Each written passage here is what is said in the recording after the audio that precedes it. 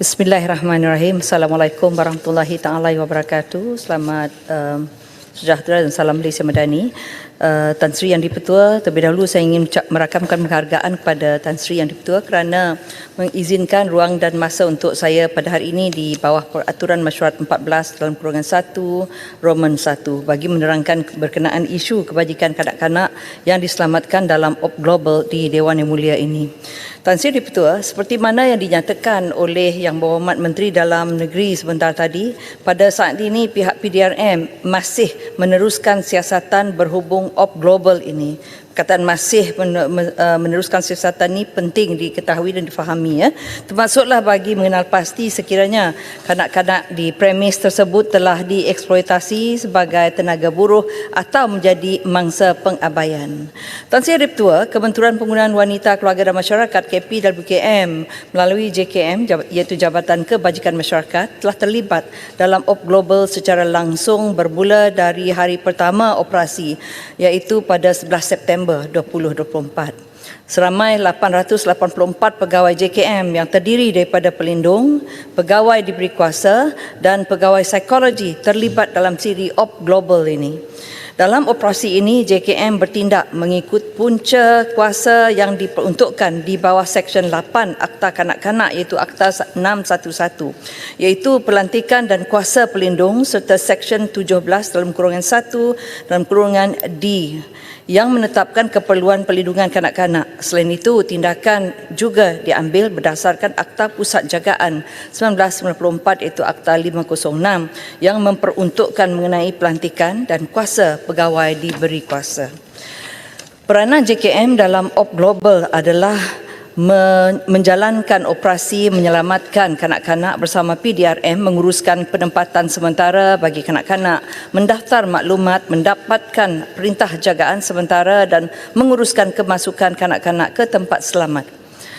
Sehingga 14 Oktober 2024, seramai 560 orang kanak-kanak iaitu 283 kanak-kanak lelaki dan 277 kanak-kanak perempuan kini sedang ditempatkan di tempat-tempat selamat setelah JKM mendapat perintah jagaan sementara oleh mahkamah bagi tempoh 2 bulan mengikut peruntukan Seksyen 25 dalam kurungan 2 dalam kurungan A Akta Kanak-Kanak 2001. Tan Sri di-Pertua, kanak-kanak yang telah diselamatkan dalam operasi ini serta yang pada masa ini telah dikeluarkan perintah jagaan sementara oleh mahkamah telah dan sedang diberi perlindungan dan penjagaan sewajarnya oleh JKM. Walaupun berdepan dengan cabaran besar terutamanya untuk menyediakan tempat dan jagaan kepada bilangan kanak-kanak yang sangat ramai dalam masa yang singkat ini, JKM telah berusaha sedaya upaya menjalankan tanggungjawab dengan penuh profesional selaras dengan keperluan dan hak kanak-kanak. Dalam hal ini, Tan Sri Ketua, saya ingin merakamkan penghargaan kepada Yang Amat Berhormat Perdana Menteri selaku Menteri Keuangan yang telah meluluskan peruntukan khas tambahan bagi menampung perbelanjaan dan keperluan bagi tujuan perlindungan dan penjagaan kanak-kanak ini. Bagi memastikan penjagaan serta kebajikan kanak-kanak tersebut terjaga, JKM telah mengambil beberapa langkah yang diperlukan untuk urusan tersebut. Antaranya ialah termasuk pertama, tindakan jangka masa pendek bagi menampung keperluan perjawatan penjaga tambahan. Ini dilaksanakan menerusi lantikan pegawai kontrak caregiver. Kedua ialah bagi memastikan kanak-kanak mendapat pendidikan dalam tempoh perintah jagaan sementara. KPWKM telah mendapatkan kerjasama pihak Kementerian Pendidikan KPM yang telah melaksanakan satu modul pembelajaran khas untuk kanak-kanak yang mendapat perlindungan di tempat-tempat selamat bermula 1 Oktober 2024. Ketiga, selain itu, KPWKM juga telah menjalinkan kerjasama dengan Jabatan Kemajuan Islam Malaysia JAKIM dan Majlis Agama Islam Negeri Selangor iaitu MAIS bagi pembelajaran modul kerohanian di tempat-tempat selamat yang dikenal pasti. Ia juga telah dimulakan pada 1 Oktober 2024 dengan menggunakan modul Istitobah oleh MAIS. Modul ini telah diubah suai mengikut peringkat umur kanak-kanak dan disampaikan melalui kelas agama yang diadakan. Kerjasama sebegini juga akan diteroka untuk turut dilaksanakan dengan kerjasama Majlis Agama negeri-negeri yang berkaitan. Untuk perkembangan yang menyeluruh, Kanak-kanak ini juga tidak ketinggalan dengan peruntukan masa riadah yang ditetapkan pada setiap hari seperti mana yang diamalkan di institusi seliaan JKM yang lain. KPWKM turut menyelaras jaringan kerjasama strategik daripada pihak swasta termasuk badan-badan korporat dan juga syarikat berkaitan kerajaan ataupun GLC dengan izin yang telah memberikan sumbangan termasuklah peralatan keperluan seperti katil, tilam, bantal dan keperluan harian bagi kanak-kanak yang diselamatkan dalam operasi serta yang telah ditempatkan di bawah perintah jagaan sementara. Bantuan sumbangan tersebut telah diselaraskan pengagihannya mengikut keperluan kanak-kanak di tempat-tempat selamat. Tan Sri Petua, setelah selesai proses mendapatkan perintah jagaan sementara, JKM telah menubuhkan pasukan Task Force Profiling Kanak-kanak Ops Global. Setakat 13 Oktober 2024, profiling awal ini telah dijalankan ke atas 558 orang kanak-kanak yang kini berada di bawah perlindungan dan penjagaan JKM di tempat-tempat selamat bagi mengumpulkan maklumat latar belakang mereka. Antara dapatan pengumpulan maklumat profil awal ini termasuklah maklumat keluarga mereka seperti 94.3% daripada mereka mengaku masih mempunyai sekurang-kurangnya seorang ibu atau bapa kandung. Manakala 5.7% lagi tidak mempunyai ibu bapa atau tiada maklumat mengenai ibu bapa dan mengenai penilaian fizikal pula melalui tinjauan ini 46.1% kanak-kanak mencatatkan berat badan normal. 51.6% kanak-kanak mencatatkan berat badan di bawah paras BMI sihat dan 2.7% lagi dalam kategori obesity. Seterusnya 3 orang daripada mereka ini mempunyai kad OKU manakala 27 orang lagi kanak-kanak mempunyai simptom OKU. Dan dari sudut tahap pendidikan pula, 56.3% daripada mereka mengaku mereka pernah bersekolah sama ada di sekolah kebangsaan, sekolah aliran agama kerajaan, sekolah agama ataupun pusat yang dikendalikan oleh entiti tersebut mahupun di tempat mereka tinggal. Sementara itu, penilaian kognitif awal kanak-kanak telah dilakukan ke atas 385 kanak-kanak yang berumur 7 tahun ke atas. Daripada jumlah itu, lebih kurang 71.95% daripada mereka tidak menunjukkan kecelaruan kognitif.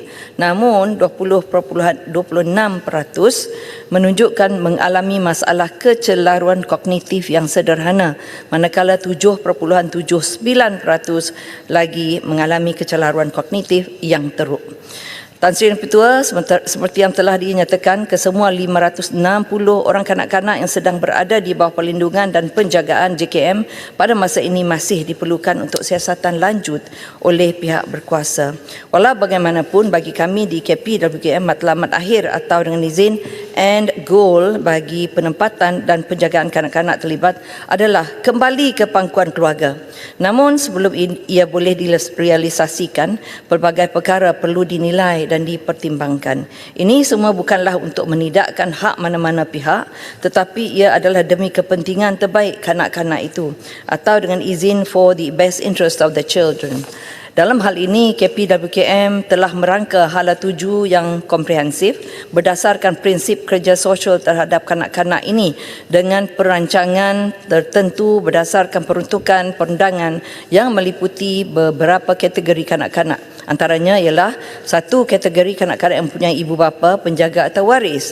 Jika hasil siasatan PDRM dan perlindungan terhadap kanak-kanak mendapati mereka tidak diabai atau didera dan tidak memerlukan pemeliharaan dan perlindungan, maka tindakan mengembalikan kanak-kanak kepada ibu bapa atau penjaga akan diambil menurut perintah mahkamah bagi kanak-kanak di bawah subsection 30 dalam kurungan 12 Akta Kanak-kanak yang dibuat setelah mempertimbangkan laporan pelindung. Namun sekiranya hasil siasatan mendapati bahawa kanak-kanak memerlukan pemeliharaan dan perlindungan seperti dalam perenggan 17(1) A sehingga K kecuali perenggan 17(1) dalam kurungan E, maka permohonan akan dibuat untuk meletakkan kanak-kanak di bawah pemeliharaan dan penjagaan JKM di bawah perenggan 31D atau OYLS di bawah perenggan 31B Akta Kanak-kanak. Dan kategori seterusnya itu kanak-kanak yang tidak mempunyai ibu, bapa atau penjaga, atau ibu, bapa atau penjaga yang gagal dikesan. Jika hasil siasatan mendapati kanak-kanak tidak mempunyai ibu, bapa atau penjaga, atau ibu, bapa atau penjaga yang gagal dikesan, ibu bapa di bawah pengertian perenggan 17(1)E, maka tindakan meletakkan kanak-kanak itu secara sementara di suatu tempat selamat atau orang yang layak dan sesuai selama tempoh yang dinyatakan oleh mahkamah mengikut perenggan 31C akan dilaksanakan. Selain itu, mahkamah bagi kanak-kanak juga boleh mengenakan apa-apa syarat atau apa-apa arahan yang difikirkan sesuai bagi maksud memastikan keselamatan dan kesejahteraan kanak-kanak termasuk ibu bapa atau penjaga mengikut peruntukan subsection 38. Tan Sri Yang di-Pertua, kebajikan dan kesejahteraan kanak-kanak yang diselamatkan di bawah of global ini menjadi keutamaan KPWKM. Dalam hal ini, KPWKM menggembling usaha melalui pendekatan whole of government approach dan whole of nation approach dengan pelibatan semua pihak dalam membantu proses pemeliharaan, penjagaan, pemulihan psikologi dan trauma kanak-kanak ini. Tindakan yang holistik diperlukan bagi keberhasilan yang positif untuk mencapai matlamat agar mereka dapat kembali kepada keluarga dan diintegrasikan semula dalam masyarakat selepas tempoh penjagaan dan juga selepas tempoh pemulihan sekiranya diperlukan. Saya ingin ulangi bahawa keutamaan KPWKM adalah untuk mengembalikan kanak-kanak kepada ibu bapa dan keluarga. Namun seperti yang dinyatakan, ibu bapa dan keluarga kanak-kanak terbabit perlu dipastikan dapat berfungsi dengan baik dan boleh memberikan penjagaan yang baik dan membina kepada mereka. Bagi kes-kes yang jelas membuktikan keupayaan ibu bapa dan keluarga, proses penyatuan semula boleh disegerakan. Manakala bagi kes yang rumit, program-program intervensi akan dilaksanakan untuk kanak-kanak dan keluarga bagi memastikan kepentingan mereka terjaga. Dalam tempoh ini, KPWKM akan sentiasa memastikan bahawa pelaksanaan segala tindakan adalah dengan mengikut lunas undang-undang yang sedang berkuat kuasa. Selain itu, KPWKM juga komited untuk memastikan hak kanak-kanak dipelihara selari dengan obligasi antarabangsa negara yang digariskan di bawah Konvensyen mengenai hak kanak-kanak ataupun CRC. Dengan itu, Tan Sri Yang di-Pertua, saya mengakhiri sesi penerangan saya. Terima kasih.